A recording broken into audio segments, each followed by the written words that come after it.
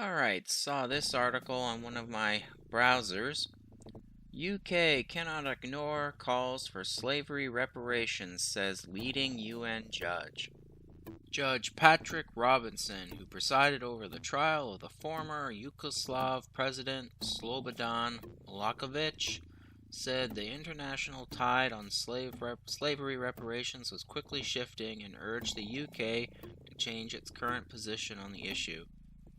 So, in other words, quickly shifting, meaning more and more people are nagging about it.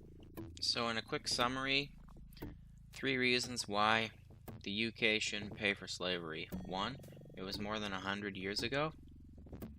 Get over it. 2, the UK, or British Empire, actually fought a war to end slavery. And 3, in my opinion, the transatlantic slave trade is an offshoot of the Arab Sahara slave trade, and I'll get into that right now. Trans-Saharan slave trade, or also known as the Arab slave trade, was a slave trade in which slaves were transported across the Sahara. Most were moved from sub-Saharan Africa to North Africa to be sold to Mediterranean and Middle Eastern civilizations.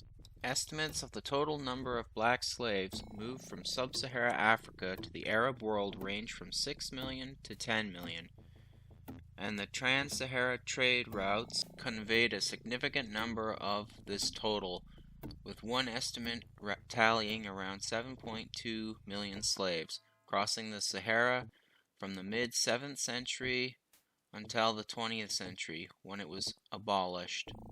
The Arabs managed and operated the Trans-Saharan slave trade, although Berber were also actively involved. This trade route existed all the way back to the 3rd millennium BC, ancient Egyptian time, back before they were conquered by the Arabs. Anyway, the ancient Egyptians would attack the Numidians, and they would take slaves. There's also a people I've never heard of before, the Gyarmates. I've never heard of them before, but it says they relied heavily on slave labor from sub-Saharan Africa. The Roman Empire, they too used slaves. Again, they probably used the same slave system that the ancient Egyptians had going on. There's also a little bit of Herodotus talking about how the Gyarmates enslaved cave-dwelling Ethiopians known as troglodyte. That sounds like troglodyte. Huh, interesting. Now we get to the Middle Ages. Estimates say that from the time of 650 AD to 15 AD, around 6 million black slaves were transported across the Sahara. So a lot of times, Arabs would get their slaves through raiding, but a lot of times African rulers would actually act as middlemen and sell the slaves to the Arabs. And who were these slaves? People from neighboring villages. Kind of reminds me of the Aztec, how they would raid tribal villages for slaves and human sacrifices. So these African rulers, they acted as middlemen to the Arabs. Well, hey, replace Arab with white. Why not? And one of the methods the Arabs used to capture slaves or steal children would be to lure them away with dates. That's kind of sick. So in the Arab world, slaves were pretty much used for everything. Kind of like the European world, the Western world, but there were a few differences. And one of the main differences, the Arabs used black slaves for also soldiers too, and eunuchs. My understanding of eunuchs, the process, only about 1 in 5 men would actually survive being cut. I've never heard of Whitey turning black men into eunuchs, so now we get to late Trans-Saharan slave trade. Central Africa, during the 16th and 17th centuries, slave traders continued to raid the region as part of the expansion of the Sahara and Nile River slave trade. route. It is established that in the 17th and 18th centuries, 1.4 million slaves were forced to make the trek through the Sahara.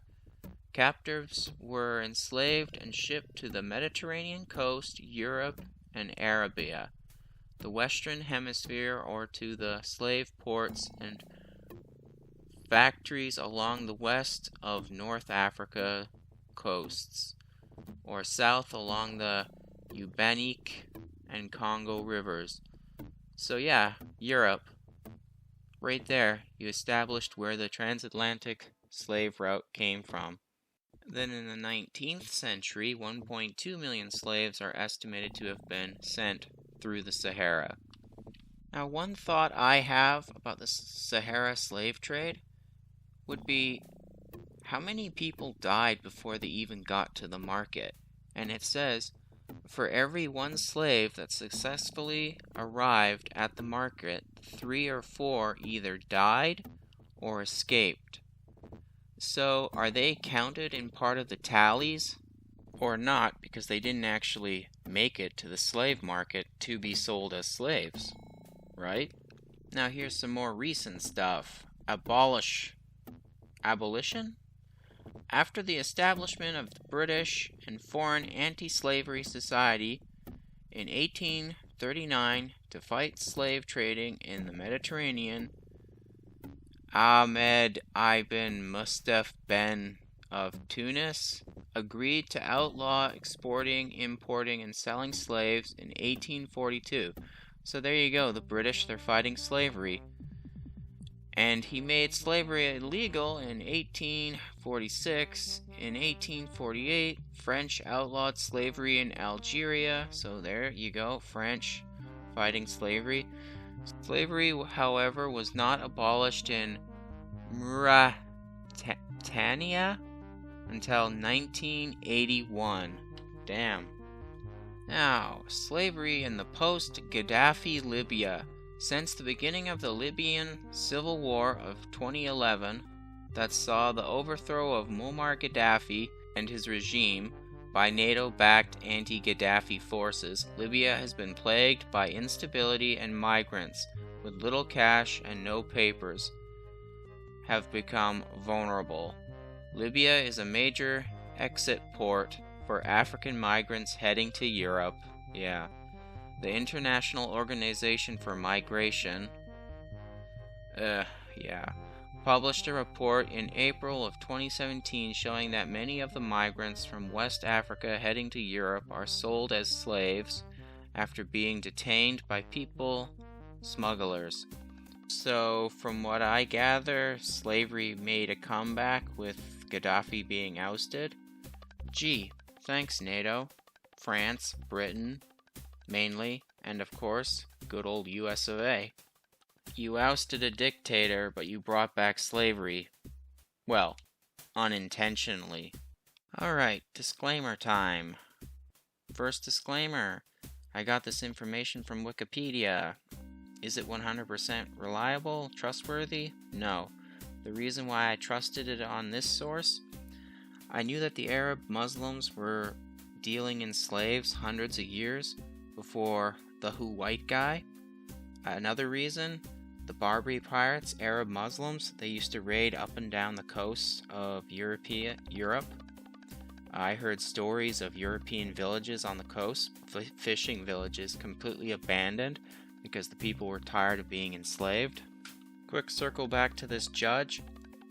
He's dwelling on something that happened more than 100 years ago, and yet there's confirmed reports that in Libya, former Muammar Gaddafi territory, that slavery is alive and well. You would think people would be worried about that, because slavery, if allowed to spread, it will spread. But that could just be me. Anywho, this video went way longer than I anticipated. So with that being said, take care out there in Clown World.